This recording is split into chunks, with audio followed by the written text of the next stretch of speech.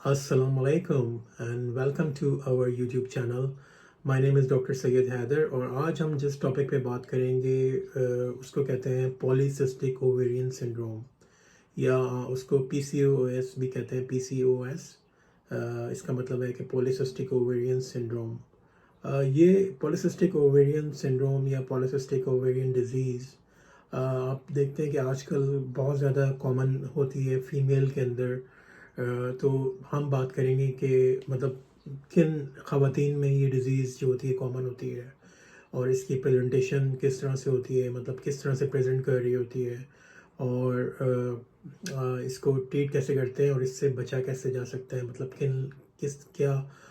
तरीका होगा जो कि जिन लोगों आप क्या ऐसी काम करें जिसकी वजह से आपको पॉलीसिस्टिक डिजीज़ ना हो।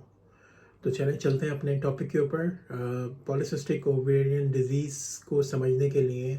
आपको सबसे पहले ओवरीज़ के फंक्शन को समझना होगा। ठीक है, जैसा कि आपको पता है कि ओवरीज़ जो होती हैं वो फीमेल के अंदर के मेन रिप्रोडक्टिव ऑर्गन होता है। ठीक है, ओवरीज़ का फंक्शन क्या होता है कि ओवरीज़ जो होती हैं वो जो होती हैं रिलीज़ करती हैं, एग रिलीज़ करती हैं और फर्टिलाइजेशन के अंदर हेल्प करती हैं कि जब फीमेल जो होती है मेंस्ट्रुअल साइकिल जो होती है उनकी,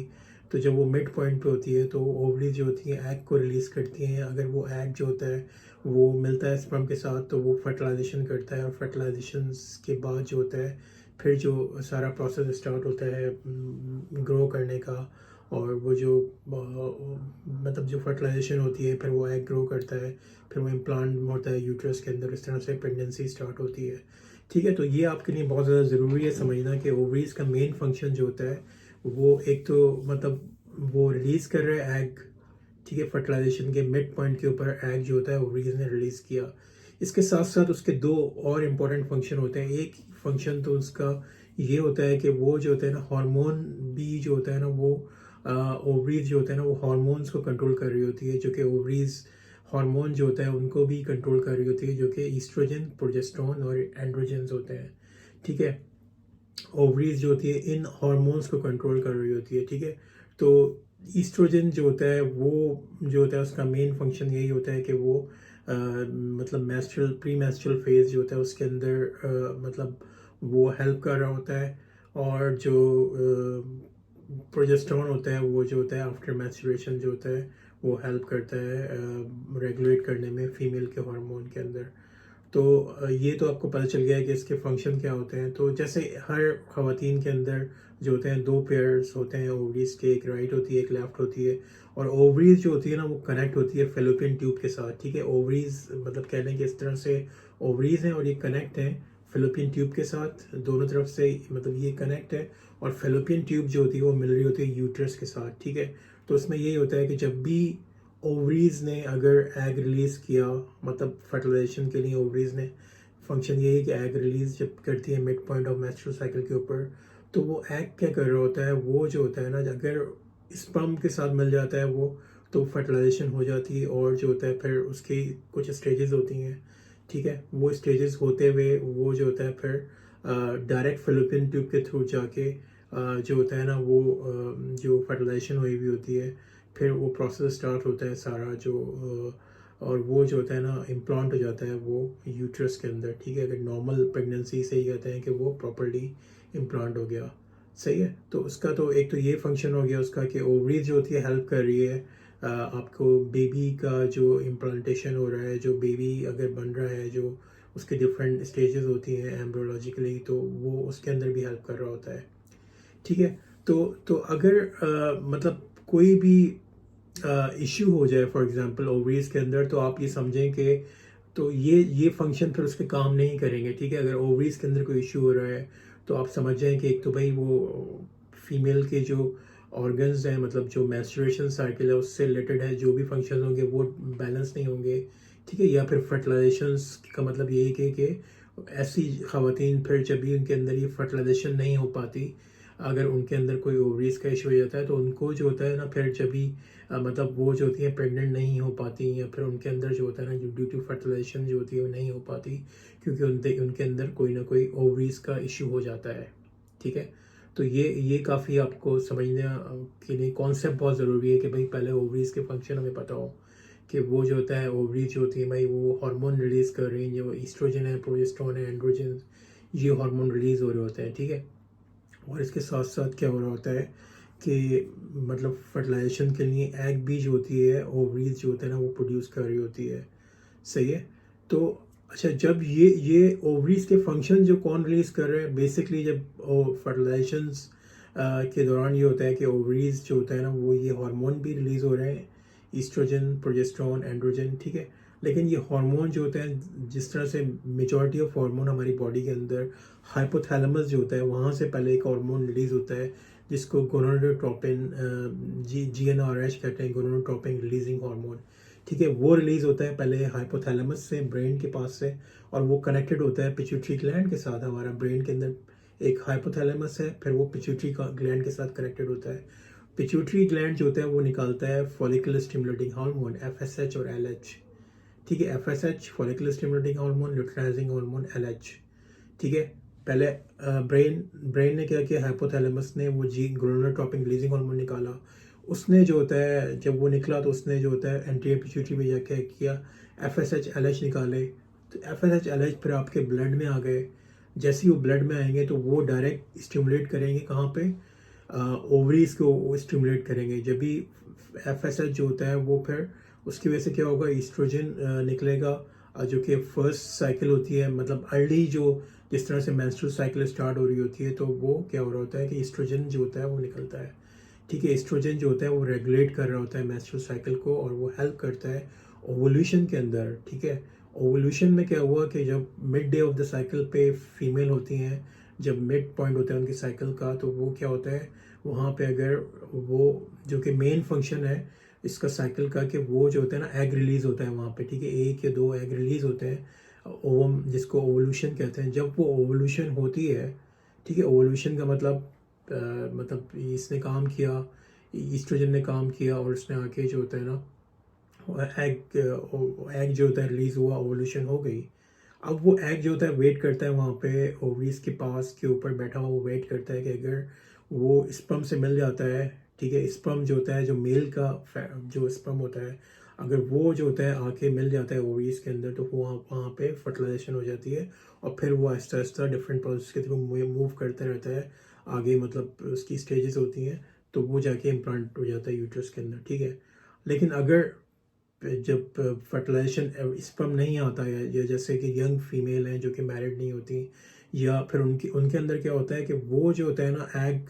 वो जाहिर सी बात है वहाँ पे बैठा होता है, वो वेट कर रहा होता है कि ओवुलेशन हुई है अगर वो, लेकिन उसके अंदर क्या होता है फिर वो जाहिर कि अगर वहाँ पे जो होता है स्पर्म के साथ उसकी फर्टिलाइजेशन नहीं हुई, तो वो एग जो होता है ना, क्या होता है कि वो एग जो होता है रिलीज तो जाहिर सी बात है होता है, वो वेट करता है उसका कि भाई अगर स्पर्म से आके मिलेगा तो फिर वो प्रेगनेंसी आगे लेके जाता है। लेकिन अगर फीमेल जाहिर सी बात है अगर वो अनमैरिड है या फिर मतलब सिंगल है, तो उनमें क्या होता है वो एग जो होता है ना फिर वो फर्टिलाइजेशन नहीं हो पाती वहाँ पे, वो रिलीज तो होता है, ओवुलेशन तो होती है, वो रिलीज तो होता है, लेकिन वो फिर मतलब वो ख़त्म हो जाता है एक तरह से। वो पहले कॉर्पस ल्यूटियम में कन्वर्ट होता है, फिर कॉर्पस ल्यूटियम जो होता है वो जो होता है ना एक तरह से वो वापस कह लें कि वो फिर वो उन हार्मोन को रिलीज़ नहीं करता आगे, ईस्ट्रोजन प्रोजेस्टेरोन को, ठीक है। तो इस तरह से ये साइकिल चल रही होती है। फिर उसका सेकंड फेज जो होता है, अगर वो फर्टिलाइजेशन हो जाती है तो फिर वो जो होता है ना प्रोजेस्टेरोन रिलीज होता है, वो मतलब अगर वो मिल जाता है एग जो होता है स्पर्म के साथ, तो वो जो होता है प्रिपेयर करता है यूट्रस को, उसकी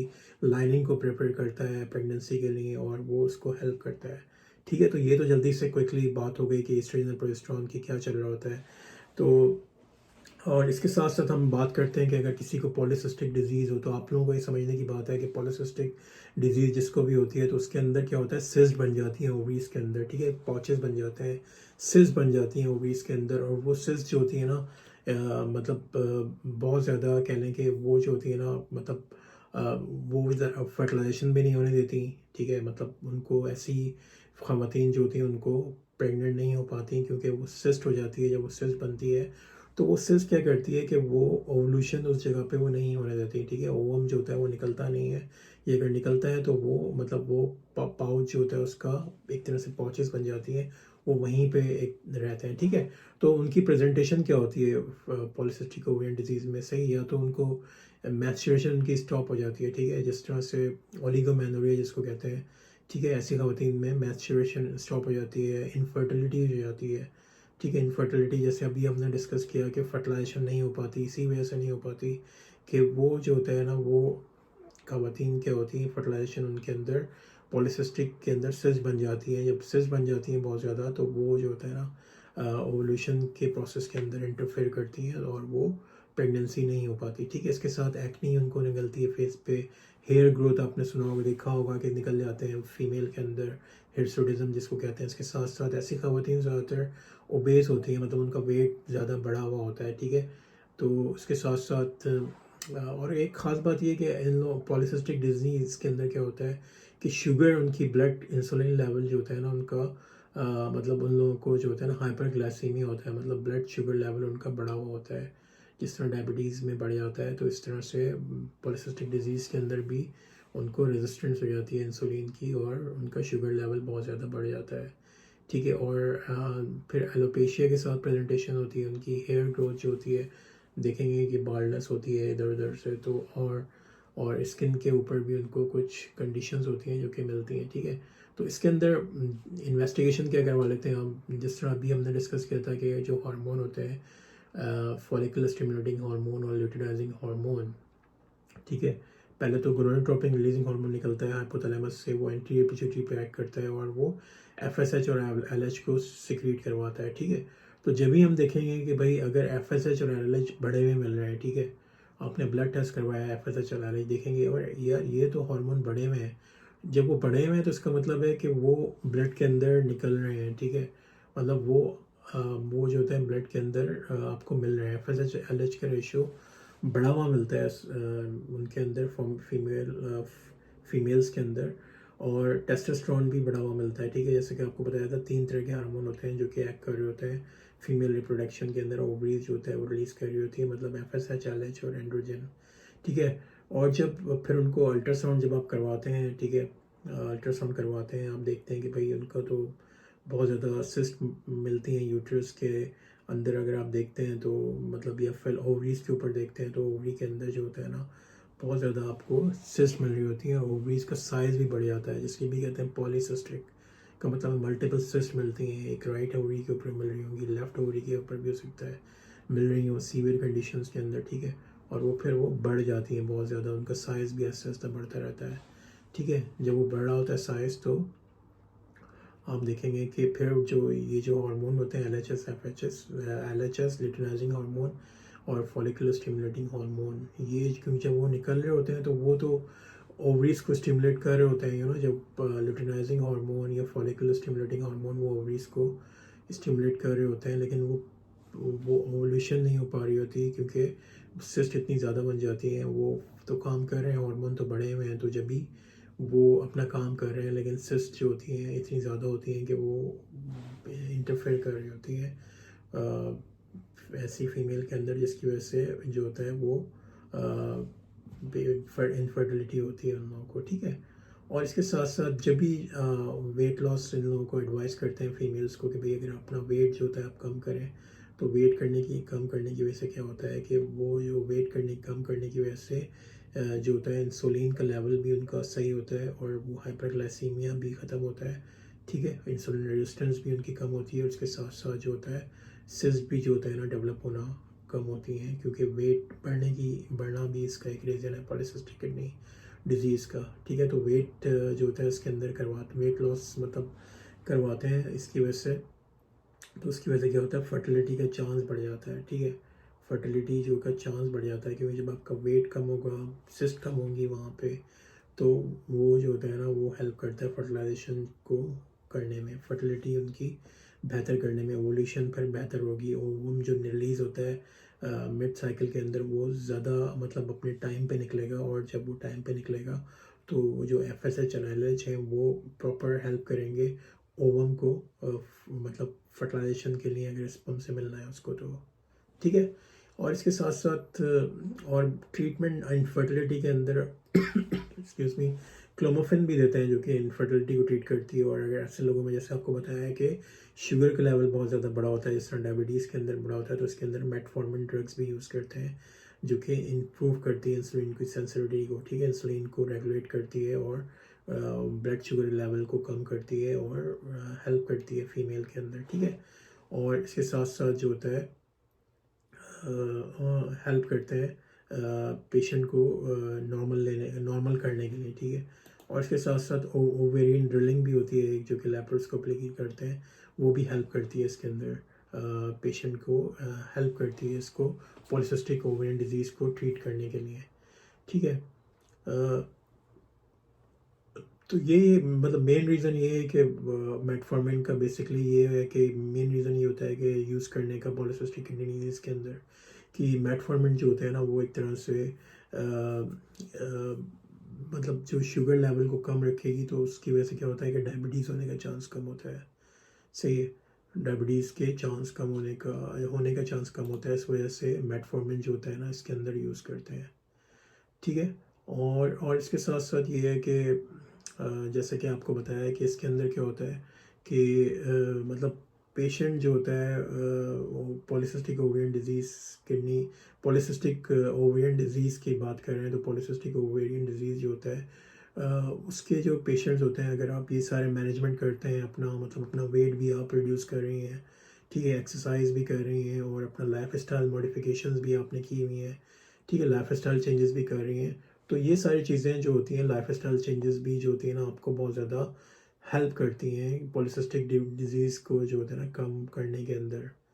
ठीक है। तो एक तो हमने बात कर ली कि आपने क्या किया है कि एक तो मेटफॉर्मिन यूज़ कर रहे होते हैं जो कि हेल्प कर रही होती है इंसुलिन को, सही है। और ये कि इंसुलिन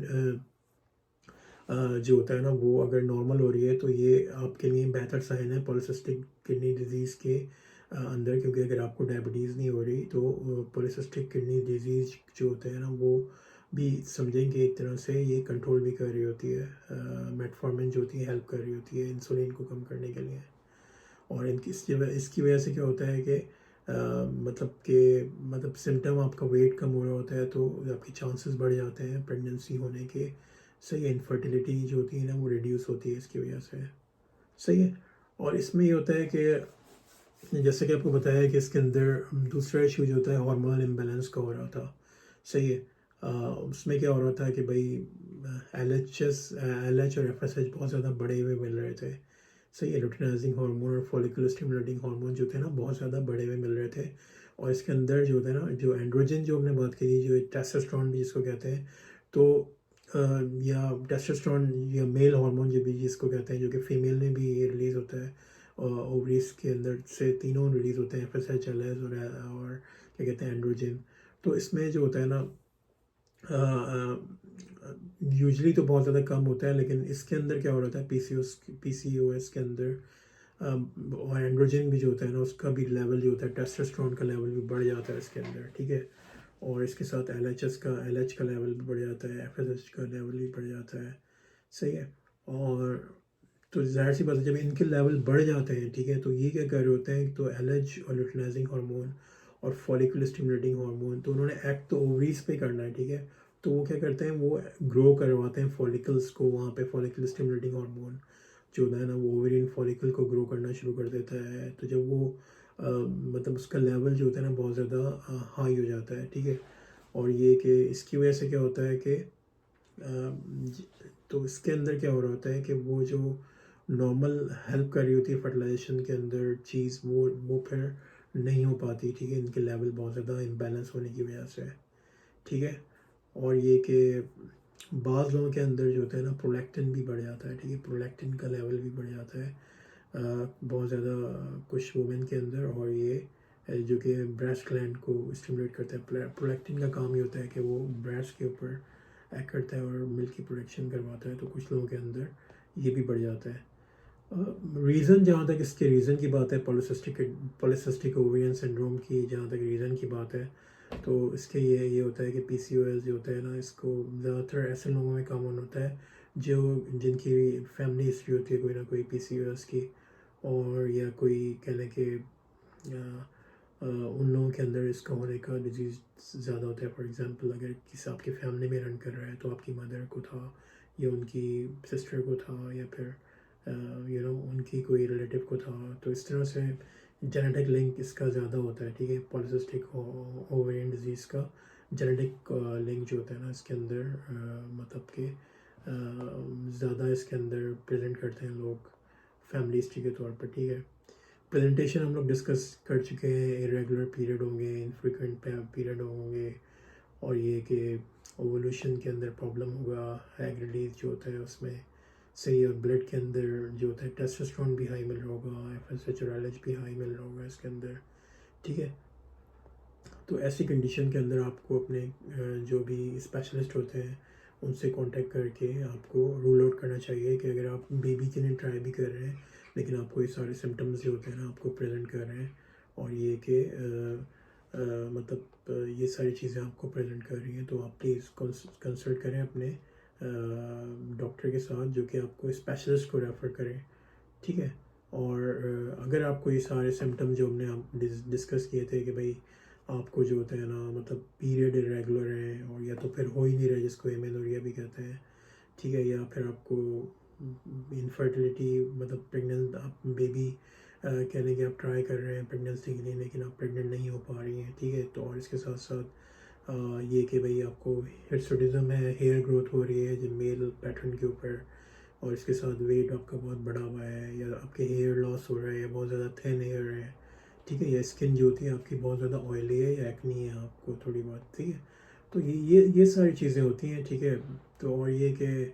जैसा कि आपको बताया है कि इसके अंदर ब्लड शुगर लेवल बढ़ जाता है, तो उसके अंदर टाइप 2 डायबिटीज़ का चांस होता है जब भी मेटफॉर्मिन यूज़ करते हैं ताकि पेशेंट को जो है ना वो डायबिटीज़ ना हो पाए। सही, इसके साथ साथ मूड के अंदर चेंजेस आती हैं, मूड स्विंग्स होते हैं, तो पेशेंट को डिप्रेशन में जाने का भी चांसेस होता है, या ब्लड प्रेशर और कोलेस्ट्रॉल बढ़ने का चांस भी होता है इसके अंदर, और डिफ़िकल्टी होती है ओवरवेट की वजह से स्लीप के अंदर, तो स्लीप एपनिया होने का रिस्क भी होता है पेशेंट को। ठीक है, और ये कि इस तरह से इसको डील कर रहे होते हैं मतलब पीसीओएस को,